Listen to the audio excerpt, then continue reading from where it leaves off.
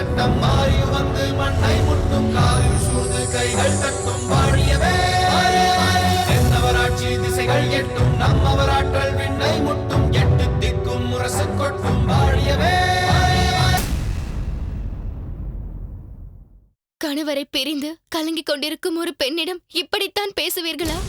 கணவன், நீ உன் கணவனோடு பாண்டிய நாட்டில் நிம்மதியாக வாழ்ந்துவிட முடியும் என்று கனவு காணாதே. என் பேச்சை கேட்காமல் போனதன் விளைவை அங்கும் நீ சந்திப்பாய். ஓ, அங்கு அந்த மணிமாறன் என்னிடம் வரம்பு மீறி பேசியதற்கெல்லாம் காரணம் நீங்கள் தானோ? நீங்கள் இங்கிருந்து ஆட்டி வைக்கும் கயிறுக்குத்தான் அங்கு அந்த பொம்மை ஆடிக்கொண்டிருக்கிறதா? ஆனால் அந்த கயிற்றை அறுத்து பொம்மையை செயலிழக்க செய்துவிட்டாள் என் சகோதரி முத்துநகை என்பது தங்களுக்கு தெரியுமா? கயிற்றை அறுத்தால் என்ன? அதை ஏந்தி இருக்கும் கைகள் என்னிடம்தானே இருக்கிறது. அந்த ஒரு பொம்மை போனால் என்ன? பல பொம்மைகளை ஆட்டி வைக்கும் கயிறு என்னிடம்தானே இருக்கிறது. எந்த பொம்மையை எங்கே எப்படி ஆட வைப்பேன் என்பதை பொறுத்திருந்து பார். அம்மா, நீங்களும் ஒரு பெண்ணை பெற்ற தாய்தானே? எனக்கு இது போன்ற ஒரு நிலை ஏற்பட்டால் இப்படித்தான் பேசுவீர்களா? ஏன், நான் பேசுவதில் என்ன தவறு இருக்கிறது? அன்று என் பேச்சை கேட்டிருந்தால் இன்று உன் தோழிக்கு இந்த நிலை ஏற்பட்டிருக்குமா? குறைந்தபட்சம் அந்த இளம் வழுதி இங்கு வந்திருந்த போது சேர நாட்டிற்கு போகாதே என்று எச்சரித்திருந்தேனே, அதை கேட்டிருந்தாலாவது இப்படி அவர் அங்கு போய் சிறைப்பட்டிருக்கும் நிலை ஏற்பட்டிருக்காது. ஆமாம், நீ என்ன கேட்டாய்? என்னிடமும் அப்படி பேசுவாயா என்றுதானே கேட்டாய்? உன்னிடம் அப்படி பேச வேண்டிய அவசியமே வராது. அதற்கு முன்பே அந்த பொம்மையின் நூலை அறுத்தெறிந்து விடுவேன். அத்தகைய நிலை ஏற்படாமல் நீயாவது புத்திசாலித்தனமாக இந்த அம்மாவின் பேச்சை கேட்டு நடந்து கொள்.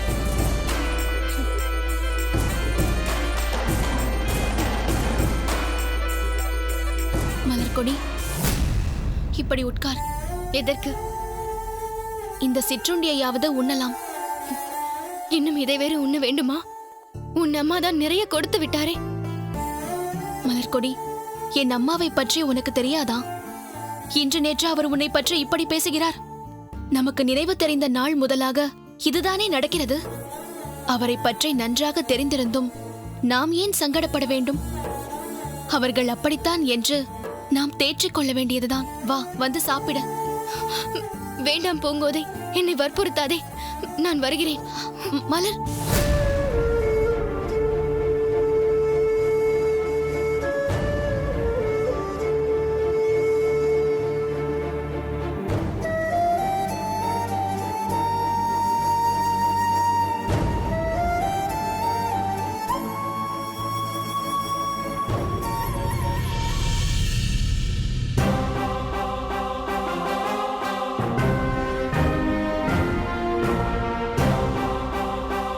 புலவர் பெருமானே, புலவர் பெருமானே.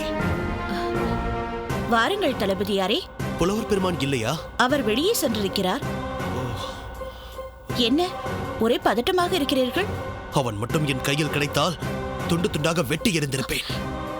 தளபதியாரே, முதலில் இப்படி அமருங்கள். என்னவாயிற்று?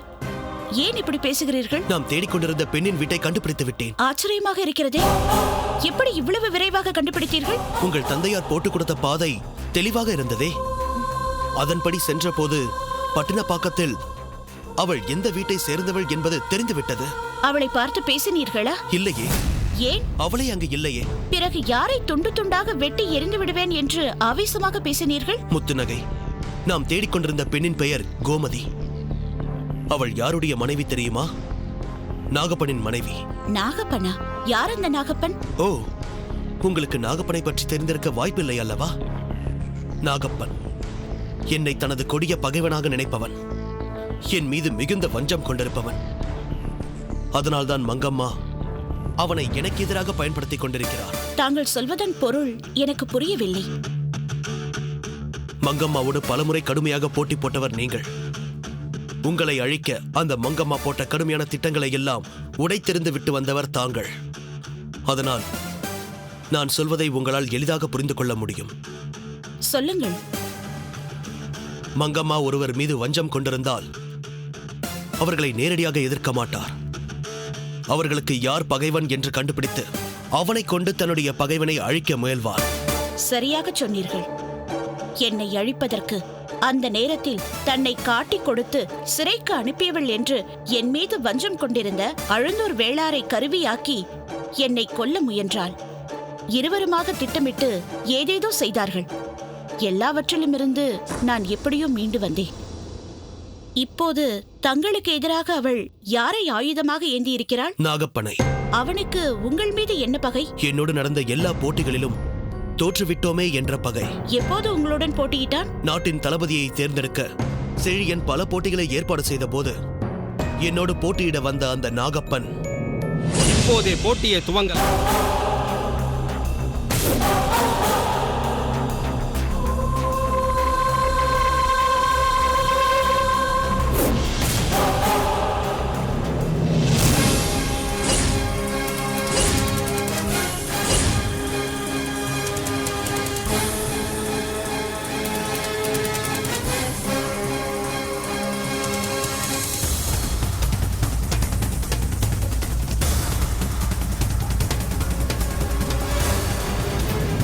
இந்த 7 பேர்களில் பார்த்திபன் தான் சிறந்தவன் என்பதை கண்முன்னே கண்டுவிட்டீர்கள். இனி நாம் தயங்க வேண்டிய அவசியமே இல்லை.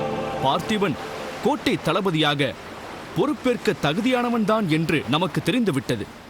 இதை அறிவித்து விடலாம். தாராளமாக அறிவித்து விடலாம். நிறுத்துங்கள்.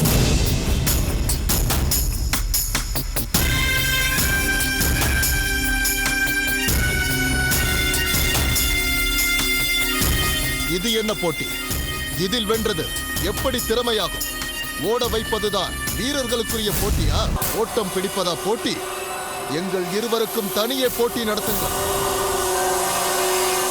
புஜபலம் யாருக்கு அதிகமாக இருப்பது என்பதை காட்டுவதுதான் போட்டி.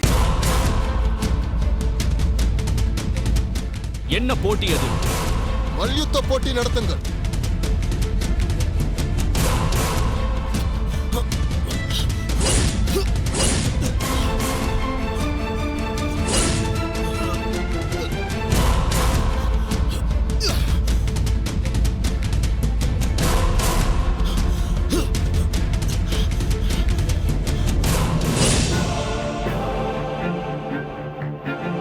இப்பொழுது புரிகிறது.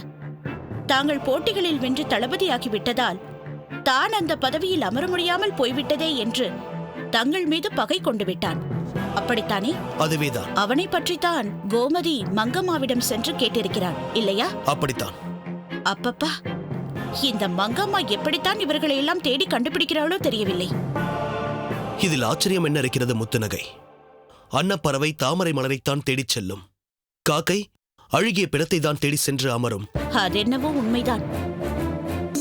காந்தம் இரும்பை இழுப்பது போல் மங்கம்மா எங்கெங்கே நமக்கு எதிரானவர்கள் இருக்கிறார்கள் என்று தேடி பிடித்து இழுத்துக் கொள்வார். அப்படிதான் இப்போது அந்த நாகப்பனை தன் திட்டத்திற்கு பயன்படுத்திக் கொண்டிருக்கிறார். எனக்கு எதிரான செயல்களில் ஈடுபடுவதென்றால் நாகப்பனுக்கு அது என்னை பழிவாங்க கிடைத்த வாய்ப்பல்லவா?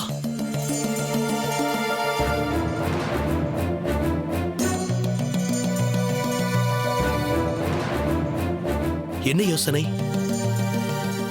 நாகப்பன் மங்கம்மாவின் பணியை ஏற்று எங்கோ சென்றிருக்கிறான் என்பதற்கும் உறையூரில் 4 வீரர்கள் மடிந்து கிடந்தார்கள் என்பதற்கும் ஏதேனும் சம்பந்தம் இருக்குமோ என்று யோசிக்கிறேன். இதென்ன திடீரென்று ஏன் அவர்களை பற்றி உங்களுக்கு சிந்தனை வந்தது? அந்த 4 பற்றி அறிவதற்காக பறை அறிவிக்கப்பட்டதற்காகத்தானே கோமதி தன் கணவரை பற்றி அறிய மங்கம்மாவை நாடிச் சென்றாள். ஓ, உங்கள் சிந்தனை அப்படி செல்கிறதா? ஆனால் நான் தேர்ந்தெடுத்து அனுப்பிய வீரர்கள் மிகுந்த சாமர்த்தியசாலிகளாயிற்றே. அவ்வளவு எளிதாக அவர்களை ஏதும் செய்துவிட முடியாதே. ஆனால் பாண்டிய இளவரசரோடு சென்ற வீரர்கள் தாங்கள் அனுப்பிய வீரர்களாக இருந்திருந்தால் சேர மன்னரை தாக்கும் முயற்சியில் ஈடுபட்டு இளவரசர் சிறைப்படும் நிலையை ஏற்படுத்தி இருக்க மாட்டார்கள். உண்மைதான் முத்துநகை. எங்கோ ஏதோ தவறு நடந்திருக்கிறது. நீங்கள் சொல்வது போல் நான் தேர்ந்தெடுத்த வீரர்கள் அப்படிப்பட்ட இழிவான செயலை செய்ய மாட்டார்கள். அதனால்தான் சொல்கிறேன், முதலில் நீங்கள் தேர்ந்தெடுத்த வீரர்களின் இல்லங்களுக்கு சென்று விசாரிக்கச் சொல்லுங்கள். என்னவென்று விசாரிப்பது? உங்கள் கணவர் உயிரோடு இருக்கிறாரா என்றா? அப்படி கேட்டால் அவர்களை நீங்கள் தானே அனுப்பினீர்கள். அவர்கள் என்ன ஆனார்கள் என்று நம்மையே திருப்பி கேட்க மாட்டார்களா? பறை அறிவிப்பிற்கு பிறகும் அவர்கள் அதை பொருட்படுத்தாமல் இருக்கிறார்கள் என்றால் அதற்கு காரணம் அவர்களின் கணவர் என் பணியில் ஈடுபட்டு எங்கோ நலமாக இருக்கிறார்கள் என்ற நினைப்பில்தானே. சேர நாட்டில் நடந்த விபரீதம் பற்றி அவர்களுக்கு தெரியாததால் தான் அவர்கள் இயல்பாக இருக்கிறார்கள். அவர்களுக்கு போக வேண்டிய பொற்காசுகள் உரிய நேரத்தில் அனுப்பப்படுகின்றன. அதனால் அவர்கள் அப்படியே இருக்கட்டும் என நினைக்கிறேன். தாங்கள் சொல்வதும் சரிதான். நிர்மலமாக இருக்கும் குளத்தில் கல்லை எறிந்து நீரை சலனப்படுத்த வேண்டாம். இப்போது நமக்கு கிடைத்திருக்கும் வலுவான விழுதாக இருப்பவள் அந்த கோமதி மட்டுமே. அவளை பிடித்து அவள் மூலம் அவர்களையெல்லாம் ஆட்டி படைத்துக் கொண்டிருக்கும் மூலவேரை பிடிப்போம். அதுவரை பொறுத்திருப்போம்.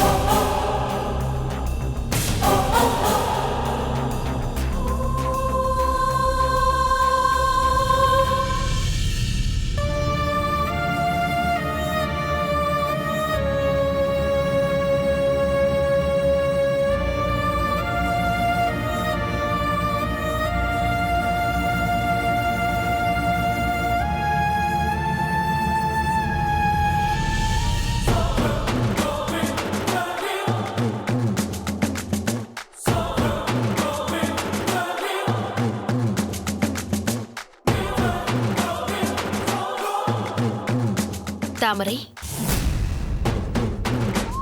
ஓ நீங்களா? நீங்களா என்றால் வேறு யாரையாவது எதிர்பார்த்து கொண்டிருந்தாயா? வேறு யாராவது இங்கு வந்து உன்னை பார்க்கிறார்களா? ஆமாம், அவ்வப்போது வந்து வந்து பார்த்து கொண்டுதான் இருக்கிறார்கள். யார்? வேறு யார்? காடவனும் இருளாயும் தான். என்னை கண்காணிக்க நீங்கள் அவர்களைத்தானே நியமித்திருக்கிறீர்கள். காலம் தவறாமல் வந்து பார்த்து தங்கள் கடமையை செய்கிறார்கள். இன்று உன்னிடம் ஏதோ ஒரு மாற்றம் தெரிகிறதே. என்ன? அடைத்து வைக்கப்பட்டிருந்தாலும் நான் உன்மீது கொண்டிருக்கும் அக்கறையை புரிந்து கொண்டு இயல்பாக பேசுவாயே. இன்று அந்த இணக்கமான பேச்சில்லையே. தங்கள் செயல்கள் அதற்கு கூட பொருத்தமில்லாமல் போய்க் கொண்டிருக்கிறதே. எதை சொல்கிறாய்? என்னைத்தான் ஏதேதோ காரணங்கள் சொல்லி இங்கு கொண்டு வந்து அடைத்து வைத்திருக்கிறீர்கள். இப்போது அடுத்த அறையிலேயே வேறு ஒருவனை கொண்டு வந்து அடைத்து வைத்து சித்திரவதை செய்கிறீர்களே. அதைத்தான் சொல்கிறேன்.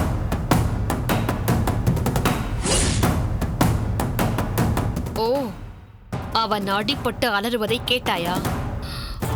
அவனுக்கு இந்த தண்டனை போதாது. இதைப் போல் எவ்வளவு சித்திரவதை செய்தாலும் எனக்கு திருப்தி ஏற்படாது. ஏன்? அவன் அப்படி என்ன செய்து விட்டான்? துரோகம். எதிரிகளிடம் கூட நான் சிறிது இரக்கம் காட்டுவேன். என்னுடனே இருந்து கொண்டு எனக்கே துரோகம் செய்பவர்களை நான் ஒருபோதும் மன்னிக்க மாட்டேன். இந்த மங்கம்மாவிற்கு எதிராக யார் என்ன செய்தாலும் எனக்கு எப்படியும் தெரிந்துவிடும். அதற்கு பின் அவர்கள் ஒருபோதும் நிம்மதியாகவே வாழ முடியாது. நிம்மதியாக நான் இருக்கவும் விடமாட்டேன். ஒன்றை மட்டும் தெரிந்து கொள். என்ன? என்ன காரணத்திற்காக நான் உன்னை இங்கு கொண்டு வந்து அடைத்திருக்கிறேன் என்பது உனக்கு நன்றாகவே தெரியும். அவை சரியான பிறகு இன்றில்லாவிட்டாலும் என்றேனும் ஒரு நாள் நீ இங்கிருந்து விடுதலையாகி வெளியே போகத்தான் போகிறாய். ஆனால் அவன் இங்கிருந்து வெளியே போகவே முடியாது. அப்படி போவதானால் பிணமாகத்தான் அவன் இங்கிருந்து வீசி எறியப்படுவான். எனக்கு செய்த துரோகத்தின் விளைவை அவன் அனுபவித்தே தீர வேண்டும். அப்படி அவன் என்ன துரோகம் செய்து விட்டான்? வேறு யாருக்கோ கையாளாக இருந்து கொண்டு எனக்கு உதவியாக இருப்பதைப் போல் பாவனை செய்தான். எனக்காக பணி செய்வதைப் போல் காட்டிக்கொண்டு என் ரகசியங்களை அறிந்து கொண்டு என் எதிரிகளுக்காக என்னையே உளவு பார்த்தான். யார் அந்த எதிரிகள்? வேறு யார்? புதிதாக வந்திருக்கும் அந்த தளபதி பார்த்திபனும் தன் பழைய குணத்தை முற்றிலும் இழந்துவிட்ட உன் மாமாவும் தான். விமலாதித்தன் அவர்களுக்கு உளவாளி அல்ல, அதற்கு முன்னால் முத்துநகையின் உளவாளி.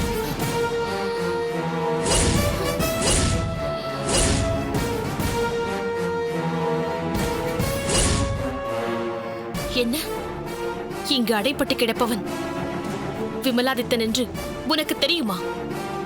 அவனை நீ முன்னமே அறிவாயா? நன்றாக அறிவேன். அவனை போய் துரோகி என்று சொல்கிறீர்களே, அது எப்படி பொருந்தும்? அவன் யாருக்கு துரோகம் செய்தான்? துரோகிகளுக்கு துரோகம் செய்தான்.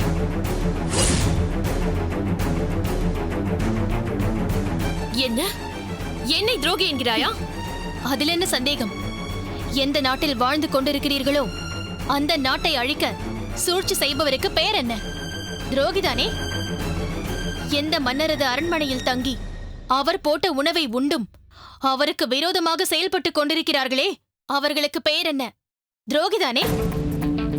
அதை கண்டுபிடித்து அவரது செயல்களை அம்பலமாக்கும் முயற்சியில் ஈடுபட்டிருப்பவன் எப்படி துரோகியாக முடியும்? அவன் ராஜ விசுவாசி. அவனை பற்றி இந்த அளவிற்கு சொல்கிறாயே, அவனை உனக்கு எப்போது தெரியும்?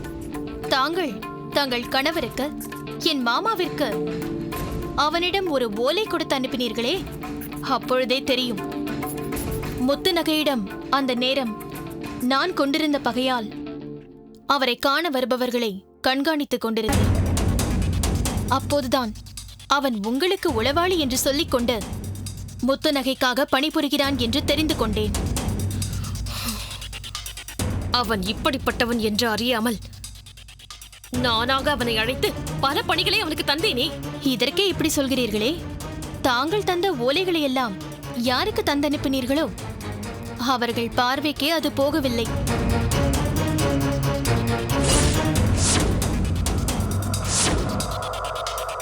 அத்தனையும் முத்துநகையிடம்தான் தரப்பட்டது. அதை அறிந்தால் என்ன சொல்வீர்கள்?